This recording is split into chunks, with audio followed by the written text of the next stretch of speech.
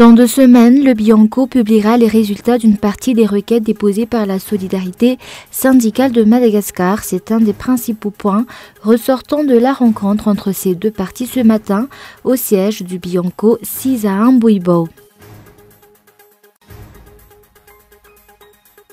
Les membres de la Cour spéciale Bois de Rose et Bois d'Ébène ont été installés ce matin à la Cour suprême d'Anous. Cette cour spéciale sera directement opérationnelle et va sortir concernant les 79 dossiers portant sur les exportations illicites de bois de rose au cours des 6 prochains mois.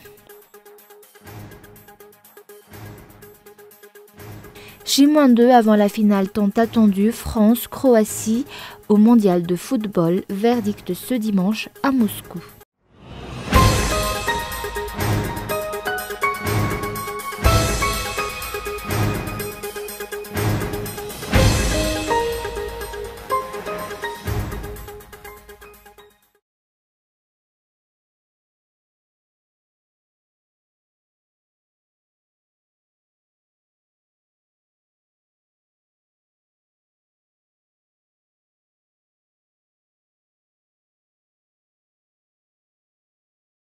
Bonsoir à tous et bienvenue dans cette nouvelle édition du journal en version française sur Cool TV. À la une, à 4 mois de la tenue de la prochaine élection présidentielle, la HCC devra à nouveau regagner la confiance du peuple, cela dans le but d'aboutir à une élection sereine et consensuelle d'après un juriste. Les détails dans ce reportage de Ange Rarsan. À la veille de la tenue de la prochaine élection présidentielle, de nombreux points concernant cette descente aux urnes doivent encore être revus, et ce dans les plus brefs délais, d'après le juriste Irlaz Aimbik. Premièrement, la liste électorale qui a été clôturée au mois de mai devrait être surveillée de près.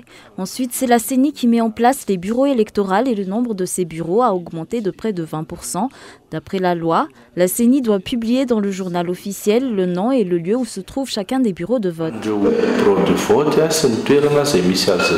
Face à la mise en place de fonctionnaires comme membres du démembrement de la Commission électorale nationale indépendante, cette dernière doit faire des efforts considérables afin d'instaurer une neutralité dans l'organisation de cette élection. La formation des juristes qui vont diriger la section de recensement des matériels de vote devrait également déjà commencer, d'après ce juriste. La CENI a plusieurs démembrements dans les provinces, régions et communes. D'après la loi, c'est un fonctionnaire de catégorie A qui devrait présider les commissions dans chacun de ces démembrements. Qu'en est-il alors de la neutralité des administrations par rapport à cela ? D'autre part, il y a la mise en place de la section de recensement des matériels de vote qui a pour rôle de prélever les résultats des élections.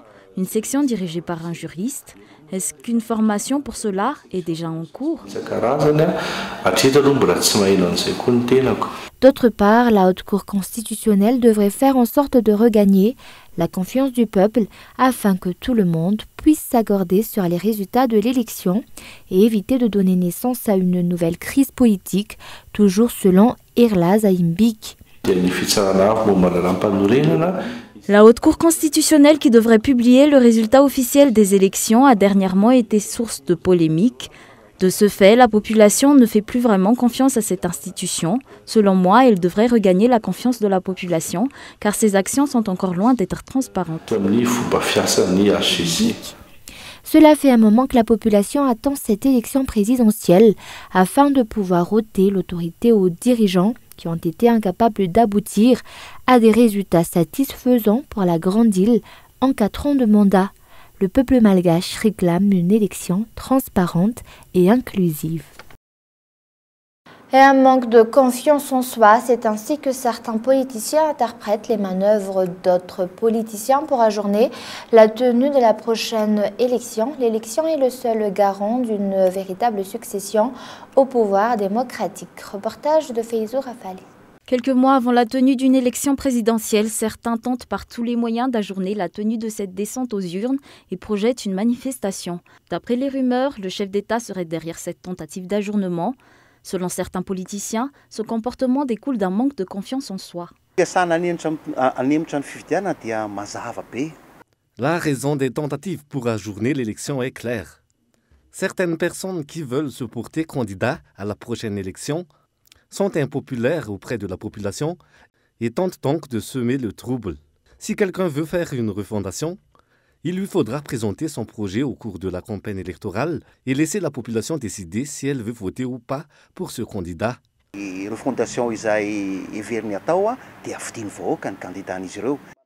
D'autre part, interrogés sur la question, des politiciens ont déclaré que la tenue d'une élection est la seule garantie d'une succession au pouvoir démocratique. Nous constatons que l'élection, c'est ce que le peuple attend actuellement. La refondation et la réconciliation nationale est importante, mais ce qui presse la population actuellement, c'est un changement. Et le seul moyen d'aboutir à cela, c'est la mise en place d'une élection pour aboutir à une alternance démocratique afin que ce soit le peuple qui choisisse. À titre de rappel, que ce soit la Commission électorale nationale indépendante ou le gouvernement actuel et le Premier ministre, tous ont affirmé être prêts à faire face à l'élection qui se tiendra le 7 novembre prochain. Le ministre des Finances et du Budget et la CENI ont d'autre part déjà annoncé que le budget pour mettre en place cette élection est suffisant. Le reste n'a pour but que de semer le trouble, d'après certains acteurs politiques. Mais également dans l'actualité de ce jour, les membres d'une cour spéciale Bois de Rose et Bois d'Ébène ont été installés ce matin à la Cour suprême d'Anous. D'après les explications, c'est la loi numéro 2015-056 du 3 février 2016 qui a permis d'arbitrer l'installation des 8 membres de cette chaîne spéciale de lutte contre le trafic de bois précieux. Cette cour spéciale sera directement opérationnelle et va sortir des décisions concernant les 79 dossiers portant sur les exportations illicites de bois de rose au cours des 6 prochains mois. Et actualité économique, Madagascar fait partie des pays ayant bénéficié d'une taxe carbone. Les secteurs de l'environnement qui vont bénéficier de cette somme n'ont pas encore été déterminés. Et d'après ceux qui protègent les réserves naturelles, le montant de la taxe carbone devrait être réparti correctement. Reportage. 75 millions de dollars, c'est le montant que Madagascar a obtenu à la suite d'une évaluation internationale portant sur la protection de l'environnement. Il s'agit de la taxe carbone pour la conservation du carbone dans la nature. D'après les explications, Madagascar fait partie des pays qui protègent l'environnement, même si le chemin à parcourir est encore lent. Il y a une politique établie pour la protection de l'environnement. De nombreuses lois ont été instaurées pour cela. Le problème, c'est qu'à Madagascar, nous avons la fâcheuse habitude de transgresser les lois. C'est pour cela qu'il y a des exportations de tortues et de bois de rose illicites. Cela vaut beaucoup d'argent parce qu'on n'en trouve qu'à Madagascar. Un rapport devrait encore être fait pour voir comment ces 75 millions de dollars seront utilisés. En général, cette somme devrait revenir à la localité qui a élaboré le dossier qui a permis d'obtenir cet argent.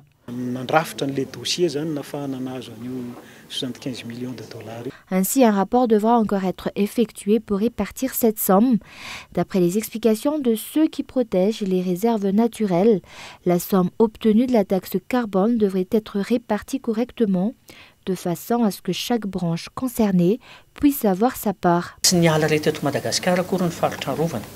Ce ne sont pas toutes les forêts de Madagascar qui sont classées zones protégées. Ainsi, nous luttons pour que la taxe sur le carbone soit versée aux zones protégées parce que le budget pour la protection de ces secteurs est insuffisant. Aucune somme provenant de la taxe carbone n'est encore inclue dans notre budget jusqu'ici.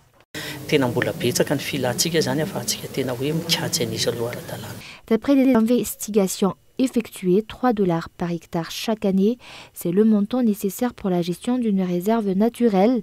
De ce fait, par les réserves naturelles protégées à Madagascar, qui font près de 7 millions d'hectares, il faut près de 21 millions de dollars par an. Et avant de passer aux actualités internationales, dans 2 semaines, le Bianco publiera les résultats d'une partie des requêtes déposées par la Solidarité syndicale de Madagascar. C'est un des principaux points ressortant de la rencontre entre ces deux parties ce matin au siège du Bianco 6 à Mbouibo. Reportage de Ounassen. La Solidarité syndicale de Madagascar, ou SSM, suit de près les requêtes qu'elle a déposées auprès du Bureau indépendant anticorruption. Aujourd'hui, une rencontre a eu lieu entre le directeur général du Bianco et des représentants de la SSM au siège du Bianco à Mbouibo. Le pays court un risque considérable à cause des personnes impliquées dans une affaire de corruption et qui pourtant tiennent un poste important au sein de l'État. Le culte de l'impunité continue. Nous faisons cela pour prouver que nous n'avons pas déposé ces requêtes sans raison. Nous suivons les requêtes que nous avons déposées par étapes parce qu'un exemple doit être donné en matière de gestion du pays. Les responsables au niveau du Bianco ont déclaré que la semaine prochaine, une entrevue aura lieu avec le pôle anticorruption. Les résultats devraient donc être publiés après cela. Le pays court un risque considérable à cause des personnes impliquées dans une affaire de corruption et qui pourtant tiennent encore un poste important au sein de l'État. Et cela aboutit à un culte de l'impunité, un mauvais exemple pour la population.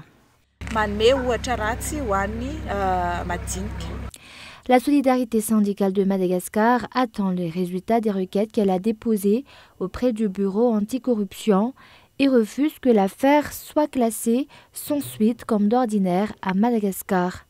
Ce groupement syndical réclame l'application de l'état de droit.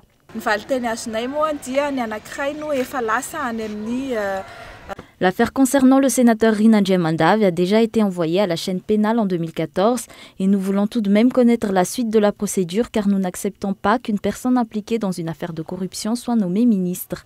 D'autre part, les autres dossiers que nous avons cités sont prêts à être envoyés auprès du pôle anticorruption. Les personnes impliquées dans une affaire de corruption ne devraient plus être nommées ministres selon le directeur de la communication du Bianco.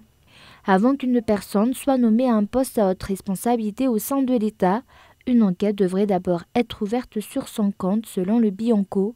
Outre cela, ce dernier publiera dans quelques semaines les résultats de l'enquête menée suite à des requêtes déposées par la SSM d'après les explications.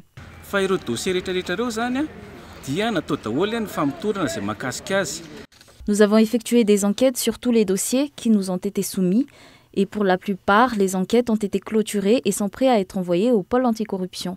Nous n'attendons plus pour cela que la mise en place d'une organisation entre le Bianco et le pôle anticorruption.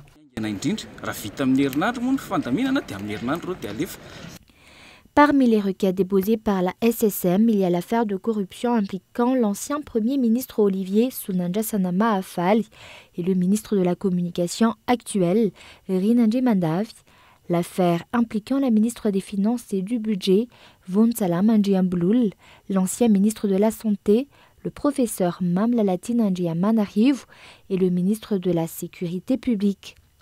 Parmi les requêtes déposées, il y a également celles sur l'affaire Claudine Razem-Amoundzi qui ont impliqué de nombreux hauts fonctionnaires de l'État, ou encore l'affaire Oussinarfa, l'affaire Amétis et Gasnet ou l'affaire de corruption sur le dernier concours d'entrée à l'école de la magistrature et des greffes. Les résultats de ces requêtes sont fortement attendus pour lutter contre l'impunité et instaurer l'état de droit. Et place maintenant aux actualités internationales. Manifestation contre la venue du président américain à Londres. Donald Trump torpille le projet de Theresa May et une nouvelle entorse à la relation spéciale entre les deux pays. Il lui reproche son Brexit. Reportage de France 24. Absolument, elle a commencé donc cette visite du président Trump, sa première ici au Royaume-Uni.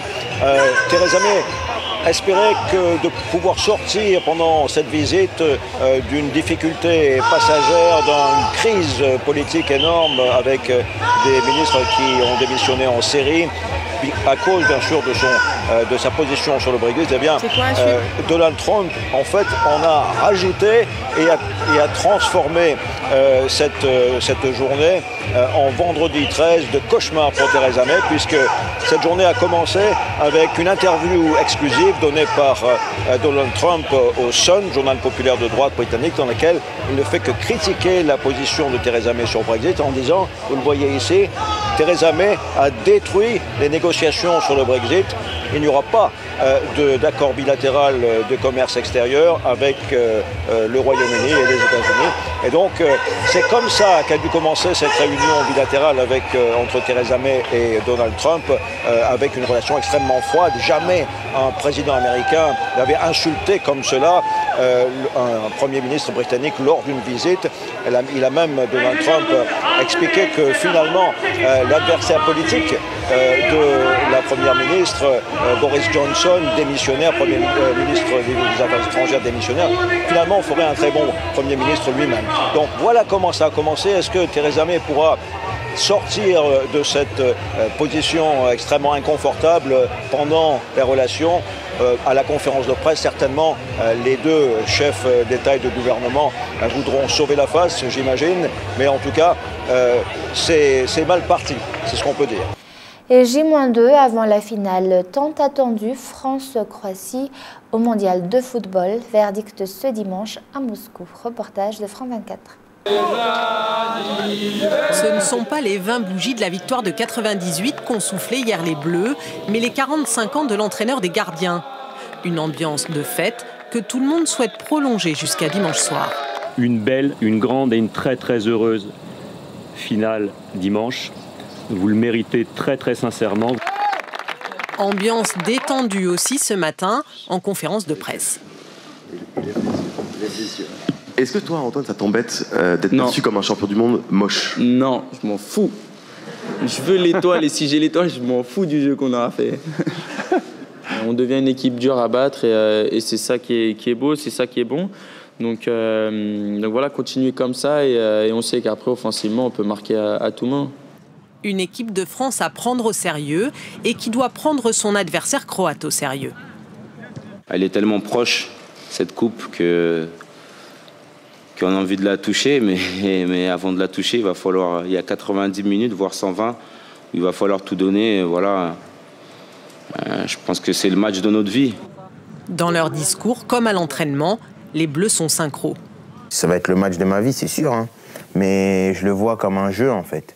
Je vais être content d'être sur le terrain, à jouer, faire des gestes, me replacer, attaquer, courir, tout.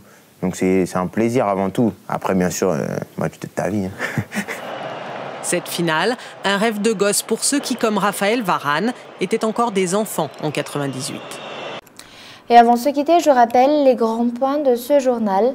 Dans 2 semaines, le Bionco publiera les résultats d'une partie des requêtes déposées par la Solidarité syndicale de Madagascar.